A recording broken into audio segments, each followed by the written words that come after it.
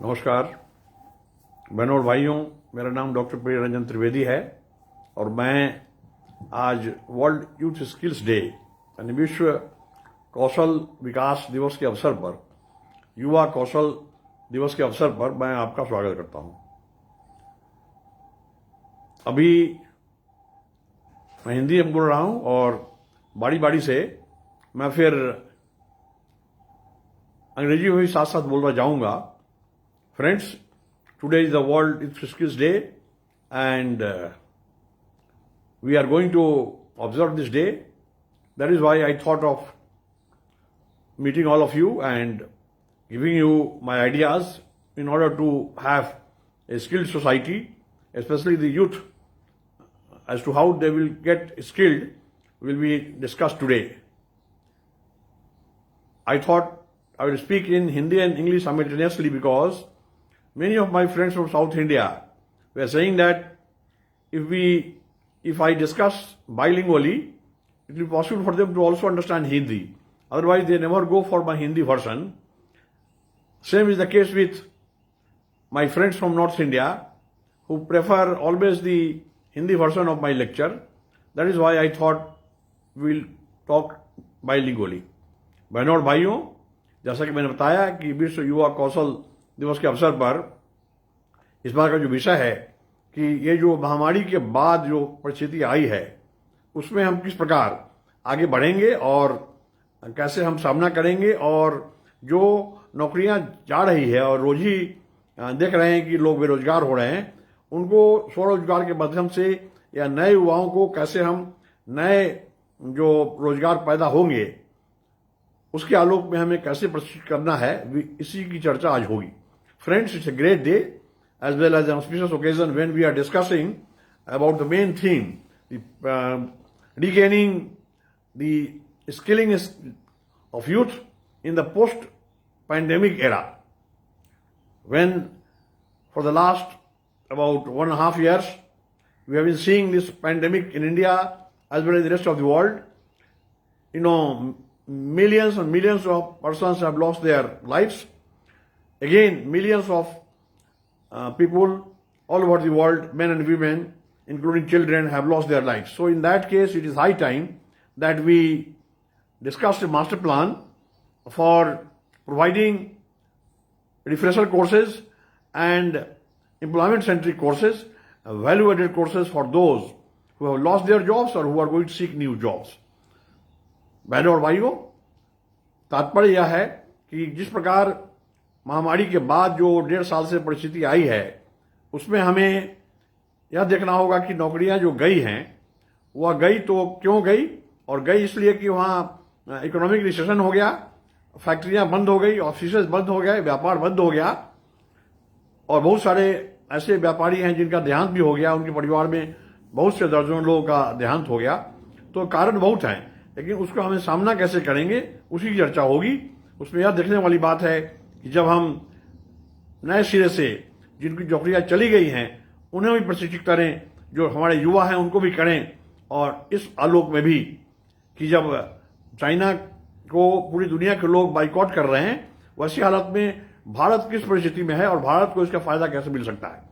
दुनिया भर के लगभग सारे देश भारत के मित्र हैं। वैसी हालत में अगर हम भारत में जितनी तकनीक है, जितने हमारे वैज्ञानिक हैं, दुनिया भर में वो नाम कमा रहे हैं, और दुनिया भर की जितनी बड़ी बड़ी कंपनियां हैं सभी के जो चाहे निदेशक हैं या सीईओ हैं या स्वत्वाधिकारी हैं या मुख्य पदाधिकारी हैं, ये सभी भारतीय हैं। वैसी हालत में वो और उनके ऐसे मित्र जो भारत में रह गए हैं सभी मिलकर अगर नई तकनीकी खोज करें और सारे ऐसे हमारे जो उत्पाद हैं उसको भारत में बनाए, तो अभी तो एक तरह का अवसर मिल जाएगा। जो दुर्घटना घट गई, लेकिन उसके बाद जो इतने बेरोजगार लोग हैं भारत में, सबको नौकरी मिल जाएगी जो आज से 3 साल 4 साल पहले नहीं मिल सकती थी, क्योंकि उस समय एक कारण नहीं था, वातावरण नहीं था, लोग चीन पर डिपेंड कर रहे थे, लेकिन अब नहीं कर रहे हैं। So friends, we have to take the advantage and treat this disaster as an opportunity, because in that case it is quite possible that in the light of the fact that all countries are hating China, they want to boycott their products. It is high time the Indian scientists who are earning abroad and have invented thousands of new sciences and patents and inventions for making many products in the area of steel or mining or petroleum, or for that matter cement or pharmaceutical or chemicals, in any field. So that way those can be replicated in India. They can be invited to India. The government of India could work in that direction. बहनों और भाइयों, अब आगे बात यह आती है कि भारत सरकार इसके लिए क्या कर सकती है। ऐसा नहीं है कि ये कौशल विकास का काम आज चालू हुआ है। यह आज से करीब 15 साल पहले शुरू हो गया था, और जब शुरू हुआ तो उस समय हमने पता किया कि उस समय 15 साल पहले भारत सरकार के पास कितने ऐसे ट्रेड हैं स्किल डेवलपमेंट के, लगभग 500 थे, और 15 साल के बाद 2021 में भी वो 500 ही हैं। मैंने प्रतिवर्ष 2005 से लेकर के 4 से लेकर के और 9 तक मैंने लगभग 2100 ऐसे ट्रेड हैं जिनके बारे में हमने अनुशंसा की। इसके बारे में भारत में तकनीक है, हम लोगों के पास मटेरियल है, हमारे पास पठन सामग्रियां हैं और सारी बातें हैं, वीडियो लेक्चर्स हैं। और सरकार को चाहिए कि जब तक पेशों की संख्या, नौकरियां तभी बढ़ेंगी जो हमारे ऑक्यूपेशंस बढ़ेंगे, और फिर जब नए तरह के प्रशिक्षण होंगे, जैसे मान लीजिए वैकल्पिक स्रोत ऊर्जा की है, उसके बारे में पहले नौकरियां नहीं थी। अभी पेट्रोल की कीमत जब बढ़ रही है तो आप देखेंगे कि जो वैकल्पिक जो पेट्रोल के सोर्सेज क्या हो सकते हैं, किस तरह से हम आगे, चाहे इलेक्ट्रिक व्हीकल हो या भाप से चले या फिर जो बायो फ्यूल है उससे चले, ऐसे बहुत सारे तरीके निकल सकते हैं जिसका अभी इजाद नहीं हुआ है और भारत की बड़ी संभावनाएं हैं। तो ऐसी सूरत में हमें यह देखना पड़ेगा कि इस तरह से जितने 2100 हमने बताया उस पर अगर चर्चा होती तो उस समय नौकरियों की समस्या दूर हो जाती। अब है बात कि उसके बाद जब 2014 में हमने इस संख्या को बढ़ाकर 5100 कर दिया, और सभी का लिस्ट हम लोगों के पास है, भारत सरकार को हम समय भेजते रहते हैं। भारत सरकार इस पर खुश भी होती है कि ऐसा हम काम कर रहे हैं, लेकिन इस पर कार्यान्वयन नहीं कर पाती। क्यों नहीं कर पाती? कारण ये है कि जो हमारे पदाधिकारी हैं वो देखते हैं कि भाई 500 को भी चलाने में, मैनेज करने में इतनी दिक्कत हो रही है, जब ये इनका 2100 और 5100 करेंगे तो कैसे मैनेज होगा। तो रिलक्टेंस चेंज की जो आदत है दुनिया भर में, खासकर भारतवर्ष में, कि बदलाव से हम भागें, वो नहीं हो सकता। जैसे मैं अभी मैं अंग्रेजी में बता दूं, the problem is different. Once in 2004 I advocated for about 2,100 skilling areas where training was possible, and in that context we thought we'll inform the government of India, the then planning commission, and they were very happy. They were overwhelmed to find that such a big list is there, but never it was implemented. But again in 2014, when our list was increased from 2,100 to 5,100, we informed them. There was a good response. Everybody liked it, appreciated our views, and they appreciated our video lectures and the self-instructional materials we had prepared. But once it came to implementation, nobody thought of doing anything in this direction. And finally, it is lying in the files. Why? Because people do not want to change. The officials, right from bottom to the top, they think whatever lists are there, it is very difficult to implement that also. Once we include the list of Dr. Trivedi, and by also telling people too much of infrastructure will be required without bothering that it will lead to jobs. So they are more bothered about the increasing of infrastructure, fund management, but no fund is required. There can be a sponsoring agency, there can be a private sector participation, and thousands of such training centers can be opened in all the districts. All the 760 districts can have 2 or 3 or 5 or 10 centers where there will be training in the area of self-employment, or even for those who would want to become a job seeker by also working somewhere in the government department or private sector or joint sector or anywhere. There is a big possibility. So friends, now I will come to another point. Whatever I have been advocating, I always say that in order to have a new strategy, in order to have new results, we have to have a neological and a neocratic approach. Those who hear me, they will say, what are these new words? The first word is neology. The second word is neocracy. Neology is the art and science of evolving a new doctrine. नियोलॉजी क्या है? मैं कह रहा था कि जब हमें कोई नई बातों को प्राप्त करना हो, भारत में हमें नया माइलस्टोन पैदा करना हो, भारत में कोई रिकॉर्ड बनाना हो कि हम किसी भी हालत में हम ज़्यादा से ज़्यादा लोगों को नौकरियां देंगे, तो उसके लिए पुराना जो अप्रोच है वो नहीं चलेगा। जैसे पिछली बार मैंने कहा था 11 जुलाई को कि फैमिली प्लानिंग के लिए जो पुरानी अप्रोच है, जो पुरानी संचार व्यवस्था है, पुरानी पब्लिसिटी मटेरियल है, वो नहीं चलेगा। उसी प्रकार ये पुराना तरीका नहीं चलेगा। हमें यूथ के ट्रेनिंग के लिए, उनकी बेरोजगारी की समस्या को दूर करने के लिए, कौशल विकास के लिए बहुत हुआ। ITI है और बहुत सारे इस तरह के यूजलेस ऐसे ट्रेड हैं जहां लड़के पढ़ते हैं, नौकरियां मिलती हैं, छोटी मोटी नहीं मिलती है। मैं कह रहा हूं कि उन ITI में, भारत में हजारों हजार ITI हैं, वहां पर अगर हम ये अकाउंट्स और ट्रेड रखें, और ऐसा नहीं कि अकाउंट्स और लेक्चरर चाहिए, ओवरलैपिंग है सारा चीज, जितने स्टाफ है उसमें से 5-7 स्टाफ को बढ़ाने के बाद ये काम हो सकता है। So friends, it is high time that we do this. अब बात रहती है कि मैंने कहा था कि नियोलॉजी और न्यूक्रेसी, नियोलॉजी है क्या? नियोलॉजी का मतलब है नूतन अवलंबन, मतलब नए तरीके से हम कैसे किसी काम को करें, पुराने तरीके को छोड़ दें। थोड़ा तो बदलाव जरूरी है, लोग नहीं चाहते हैं, लेकिन अगर भारत को हम चाहते हैं कि ये विश्व गुरु बनना, तो उसके लिए हमें बदलाव की जरूरत होगी। हम चाहेंगे कि नहीं, हम पुरानी पद्धति से ही बढ़ेंगे, तो क्यों बढ़ेंगे या कैसे बढ़ेंगे? तो जरूरत इस बात की है कि हम एक नियोलॉजिकल अप्रोच करें, नए तरह का अप्रोच करें, जो अप्रोच पहले से नहीं हुआ है। उसी तरह से दूसरा है newcracy. Newcracy is the art and science of governance by new people. Governance by new people means नूतन शासन। कहने का मतलब है कि नए लोगों के द्वारा अगर शासन होगा तो उससे बात बनती है। होता क्या है कि आप देखते हैं कि जैसे आप देख रहे हैं कि 14 के पहले दूसरा शासन था, तो नया शासन आया तो बड़ा अच्छा लगा कि भाई अच्छी बात है, पुराने लोगों को जो बायस था अब इनको नहीं रहेगा। कुछ ना कुछ बदलाव तो हुआ।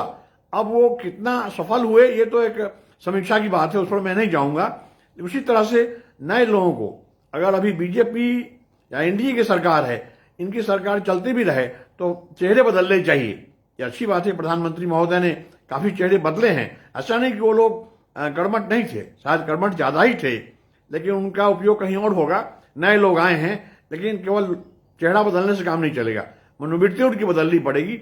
जब तक कि हमारे member parliament, MLAs, ministers, central ministers या जितने भी लोग हैं उनको औपचारिक रूप से, और हमारे माननीय राष्ट्रपति महोदय, राष्ट्रपति और उपराष्ट्रपति महोदय, प्रधानमंत्री महोदय का भी प्रशिक्षण होना चाहिए, वह अनौपचारिक तरीके से। उनको क्लास में नहीं बैठाया जा सकता, उनके साथ बैठ करके।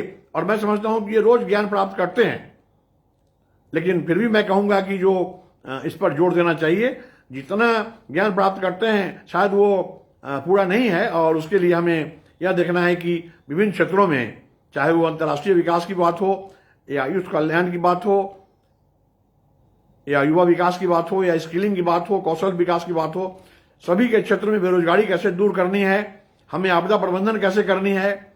और जिस प्रकार हमें देखते हैं कि आप आपदाओं से अरबों रुपए का नुकसान होता है, लोग विस्थापित हो जाते हैं, लेकिन फिर भी हम सीखने की बात नहीं समझते हैं। बताते हैं कि हम फंड दे दिया 1000 करोड़, 5000 करोड़, और सरकारें लड़ती हैं कि हमें कम मिला, ज्यादा मिला, लेकिन जिनको कम मिला, ज्यादा मिला, सारा पैसा व्यर्थ चला जाता है, कोई उसका उपयोग नहीं है। उसके लिए जरूरत है कि आपदा प्रशमन के लिए, डिजास्टर मिटिगेशन के लिए काम हो। तो अभी बात हो रही थी स्किल डेवलपमेंट की। Friends, I told you that it is very much possible that through a neological and neocratic approach, we come to a conclusion by having a new strategy for providing training to the youth, so that they also become job givers rather than job seekers. The idea is not only to just train them so that they could seek jobs. It is a fact that in the light of the discussion I presented, that it is quite possible to explore this situation. When China is being hated and being boycotted, India is in a fortunate position to have a large population size who will be trained through skilling in order to, come to the expectations of those industrial houses, including the government and private and international and national players who will have their industrial undertakings, where, millions and millions, at least I am sure, about 300 million young boys and girls can get jobs there. And another 200 million can have self-employment. So 500 million means about 50 crore people can be absorbed within 2-3 years. So that way, I am sure the government and the people will take interest, and they can always reach me through Facebook. They can give comments, and it will be pleasure to share my ideas. बहनों और भाइयों, इसके पहले कि मैं अपनी बातें समाप्त करूं, मैं आपको आमंत्रित करता हूं कि अगर इस बारे में ज्यादा आप जानना हो, आप कमेंट बॉक्स में अपना कमेंट लिखें और अपने राज्य सरकारों को और अपने केंद्र सरकारों को, मंत्रियों को, हमारे जितने भी सांसद हैं उनको बताएं कि साहब ऐसी संभावना है, आपके यहां अगर कोई बेरोजगार लोग आता है तो उसको भगाएं नहीं। सबसे बड़ी समस्या है मंत्रियों की। मैं जितने मंत्री हैं उनको लगभग 50-51 साल से मैं देख रहा हूं कि उनके यहाँ जब सुबह लोग जाते हैं तो 100-200 लोग आते हैं उनके क्षेत्र के, और उनकी सबसे बड़ी समस्या है कि इनको हम कैसे झूठ बोल करके भगाएं। अपने 2-4 पीओ को बोले कि उनका बायोडाटा ले लो, रख लो, पता नहीं कहाँ फेंक देते हैं, तो उनके पास तो कोई नौकरी देने का पावर ही नहीं, तो देंगे कहाँ से। किसी प्राइवेट सेक्टर को पैरवी करेंगे तो नौकरियां तभी तक रहेंगी जब तक वो मंत्री हैं, हट गए तो उनको भी निकाल दिया, उसका जीवन बर्बाद हो गया। तो बहनों और भाइयों, जरूरत इस बात की है कि हम इस बात को समझें कि रोजगार सृजकों की संख्या हम कैसे बढ़ाएं, याचकों की संख्या घटाएं, लेकिन अगर किसी को याचक बनना हो तो कोई दिक्कत नहीं है। तो इस प्रकार हम आज इस दिन, जब ये विश्व युवा कौशल दिवस मनाया जा रहा है, कौशल विकास के बारे में चर्चा हो रही है, और मुझे लगता है कि पूरे भारतवर्ष में ऐसे सैकड़ों ऐसे कार्यक्रम होंगे, प्रधानमंत्री जी का भी मैसेज आने ही वाला होगा। तो उस प्रकार हम तैयार हो जाएं और घबराएं नहीं कि एक पैंडेमिक है, हमारी महामारी है ये, उससे कोई घबराने की बात नहीं है। उसके लिए सरकार काम कर रही है, आप वैक्सीन ले रहे हैं, लेकिन वैक्सीन लेने के बाद भी अगर आपकी नौकरी चली गई है, या आप बेरोजगार हैं, या आप पहले से ही बेरोजगार हैं, या अभी उम्र आपकी हुई है रोजगार करने की, तो स्किलिंग के माध्यम से आप आगे बढ़ सकते हैं। बिना स्किल डेवलपमेंट कुछ संभव नहीं है। तो इन्हीं शब्दों के साथ मैं आपको धन्यवाद देता हूं। Friends, with these words I have great pleasure in thanking you for patiently hearing my views. Thank you. May piece prevail on this mother earth.